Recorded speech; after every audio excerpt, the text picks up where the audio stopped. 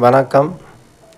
தியானத்தில் நாம் நம்முடைய அகங்காரத்தை எப்படி பயன்படுத்தாமல் இருக்கிறோம் என்பதை தெளிவாக விளக்கி கூறக்கூடிய வீடியோ இது. இந்த விளக்கத்தை நன்றாக நீங்கள் புரிந்து கொண்டால் அகங்காரம் எப்படி நம்மை விட்டு படிப்படியாக விலகுகிறது என்று பார்த்து ஆச்சரியப்பட வேண்டிய நிலை ஏற்படும். செயல் வடிவத்தில் நம்முடைய அகங்காரத்தை விடுவது என்பது இந்த தியானத்தில் நடக்கக்கூடிய உண்மையான ஒரு நிகழ்வு. சாதாரண வாழ்க்கையில் நம்முடைய அகங்காரத்தை கைவிடுவது சாத்தியமே இல்லை. திமிரு மேலும் மேலும் திமிராகவே தான் போயிட்டுருக்கோம். அந்த அகங்காரம் கட்டுப்பாட்டுக்கே வராது. நம்முடைய அகங்காரத்தை நாம் அடக்கவே முடியாது. அப்படிப்பட்ட ஒரு அதிசயமான விஷயத்தை இந்த தியானம் நமக்கு செய்யும். பல பேருக்கும் செய்திருக்கிறது, நமக்கும் கண்டிப்பாக செய்யும். அது எப்படி அந்த நிகழ்வு நடக்கிறது என்பதை நாம் இங்கு பார்த்து தெரிந்து கொள்வோம். சரிங்களா? இப்போ அதே தியானம்தான், சுவாச தியானம்தான் நாம் செய்கிறோம். கண்களை மூடி சுவாசத்தை கவனித்து கொண்டிருக்கிறோம்.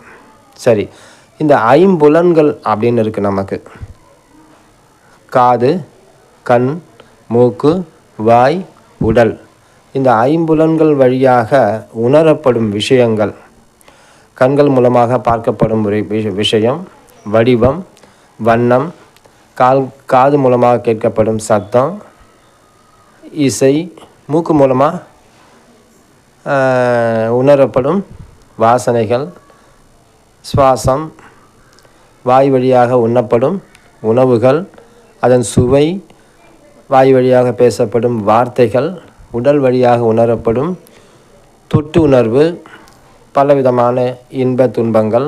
இது எல்லாமே என்ன ஆகுதுன்னா நேரடியாக நம்முடைய மனதை சென்று சேர்கிறது. நம்முடைய அகக்கருவிகள் 4, புறக்கருவிகள் 5 புலன்கள் தான் புறக்கருவிகள்.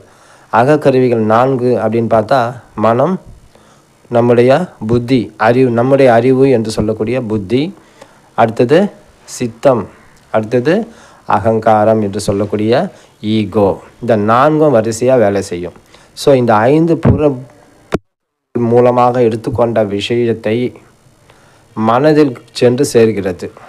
மனமே அந்த விஷயத்தை வாங்கி அதுக்கு என்ன பண்ணுது, அது பக்கத்தில் இருக்கக்கூடிய அறிவு அதை ஆய்வு செய்கிறது. இது எப்படிப்பட்ட விஷயம் அப்படின்னு சொல்லி நமக்குள்ள சித்தம் இருக்குது. சித்தம்னா பழைய வாழ்க்கையின் சேமிப்பு, நாலேஜ், பழைய நாலேஜ், நம்முடைய வாழ்ந்த வாழ்க்கையின் சேமிப்பு தொகுப்பு, அனுபவ தொகுப்பு.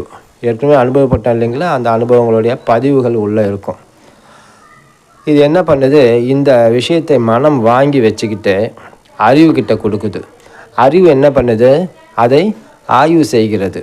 இது எப்படிப்பட்ட ஒரு உணர்ச்சி, இது நமக்கு நல்லதா, சுகத்தை கொடுக்கக்கூடியதா, அல்லது வலியை கொடுக்கக்கூடியதா, அல்லது ஒரு விதமான மயக்க நிலையை தரக்கூடியதா என்று சொல்லி அந்த சித்தத்தில் அடுக்கி வைக்கப்பட்டிருக்கக்கூடிய பழைய பதிவுகளில் இந்த புது உணர்ச்சியை கொண்டு போய் ஒத்து பார்க்குது, மேட்ச் பார்க்குது.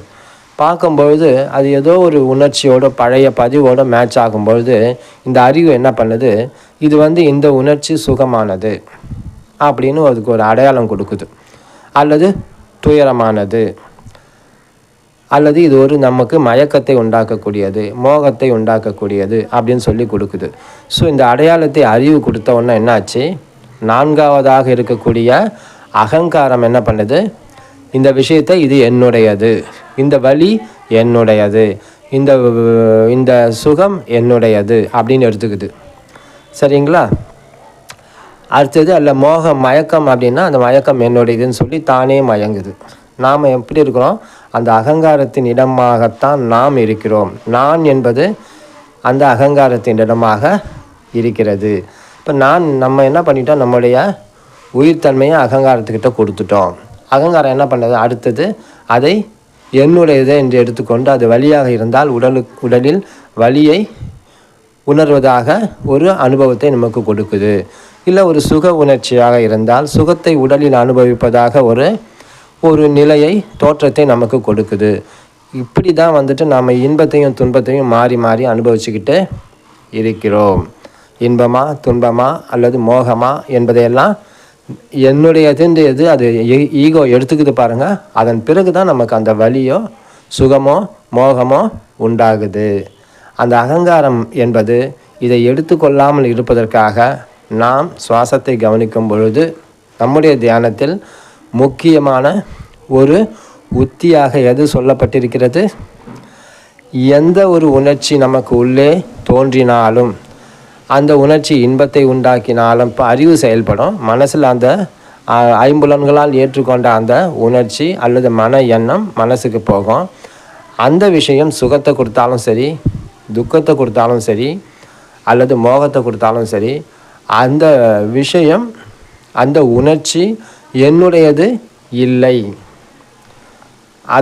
அதனை நான் வெறும் சாட்சியாக மட்டுமே பார்க்கிறேன். சரிங்களா? அதை நான் அனுபவிப்பதற்கு தயாராக இல்லை என்ற மனோநிலையில் நாம் இந்த தியானத்தை செய்கிறோம் என்பது நமக்கு நல்லா தெரியும். ஸோ தியானத்தில் இருக்கக்கூடிய மிக முக்கியமான உத்தி இது.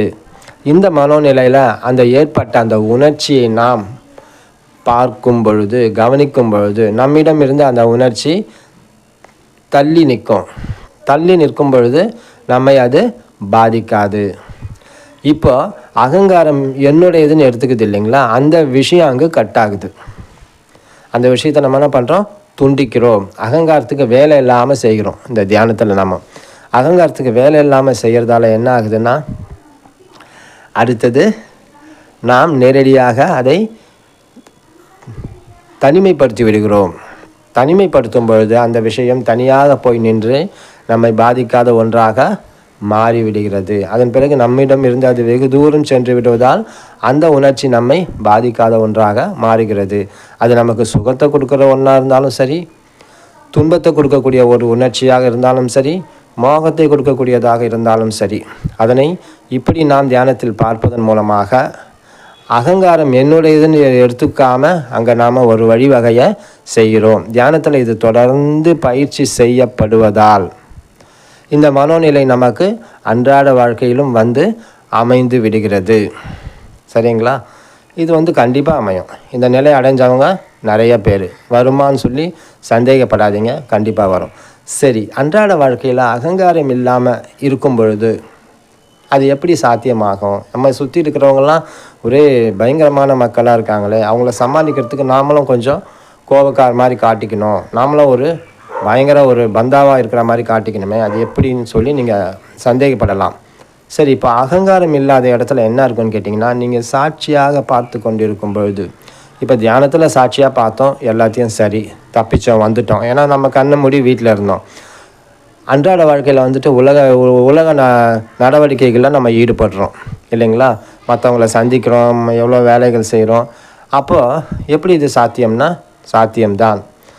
அகங்காரம், அந்த நான் எனது என்ற அந்த அகங்காரத்தின் பகுதி அங்கு வேலை செய்யாமல் நேரடியாக விழிப்புணர்வோடு நாம் இருப்பது என்பது படிப்படியாக நமக்கு அதிகமாகி கொண்டே செல்லும். அந்த விழிப்புணர்வு அதிகமாக அந்த விழிப்புணர்வுக்கு சொந்தக்காரரான நம்முடைய உயிர் விழிப்படைந்து அது விழிப்புணர்வை கொண்டு உலகத்தை பார்க்க ஆரம்பிக்கும். எல்லா விஷயங்களையும் சந்திக்க ஆரம்பிக்கும். எல்லா மனிதர்களையும் சந்திக்க ஆரம்பிக்கும். உங்கள் முன்னாடி யாருமே தவறாக நடக்க முடியாது. தவறாக நடந்தாலும் கோபமாக ஒருத்தர் வந்தால் கூட நீங்கள் கோபப்பட மாட்டீங்க. நீங்கள் கோபப்படாமல் இருக்கிறதால அவங்க கோபம் கூட மெல்ல மெல்ல குறைய ஆரம்பிச்சிடும். அப்போ நம்முடைய நிலை என்ன? விழிப்புணர்வோடு தெளிவாக இருப்போம். யாரை பார்த்தாலும் அவங்களுடைய நிலை நமக்கு புரிஞ்சு அவங்களோட நம்ம கருணையை காட்டுவோமே தவிர கோபப்பட மாட்டோம்.